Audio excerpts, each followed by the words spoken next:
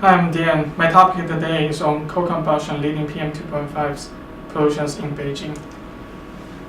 PM2.5 are the particles with diameter that is less than 2.5 micrometers. Since the particle is very small, it is very easy to be touched with heavy metal, chemicals, and a virus. These are the particles found in Beijing's air. There are sulfur dioxide, nitrogen oxide, and dust. As we also know, sulfur dioxide and nitrogen oxide are the emission of coal combustion. When the PM2.5 concentration is too high in air, it will cause the damage on people's respiratory system and cause lung disease. The bottom diagram shows that from 2008 to 2014, over 200 days per year, that Beijing's air reached the least unhealthy level. This diagram shows the main source for PM2.5. As we can see, coal combustion takes 90% of it. The secondary particles are nitrates and sulfurates, which are 40% and 70% of it. China still largely depends on coal as its primary energy resource. There are two reasons. The first reason is that China has the third largest coal reserves in the world.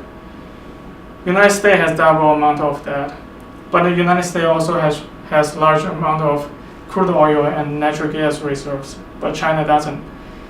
The second reason is that in order to keep its rapid economic growth, China needs large amount of energy.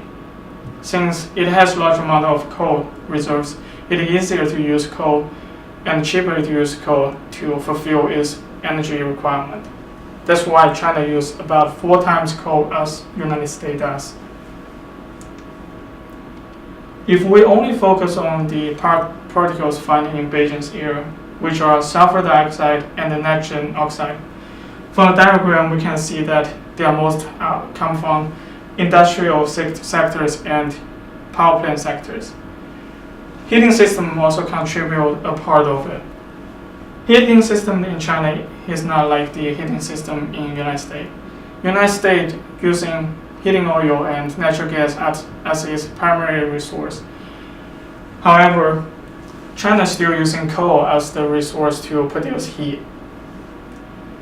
In the industrial sectors, as we know, China is a manufacturing factors.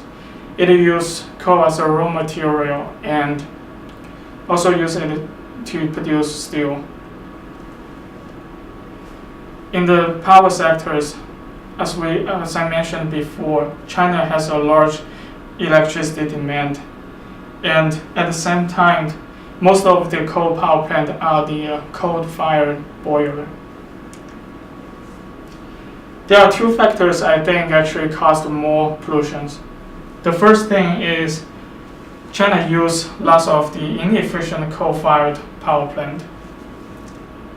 These are the old-fashioned and inefficient coal-fired power plant. They are lack of the emission treatments, and unfortunately, more than half of the coal consumption is taken over by them. China also uses the low-grade coal. Lignite is one example. As we know, if we directly use the lignite as fuel, it won't give us too much energy, but it will give us tons of pollution. And China still uses lignite as a part of coal consumption. Here are some solutions and trade-offs. The first thing is to improve the environmental policies, such as putting the regulations on the emissions.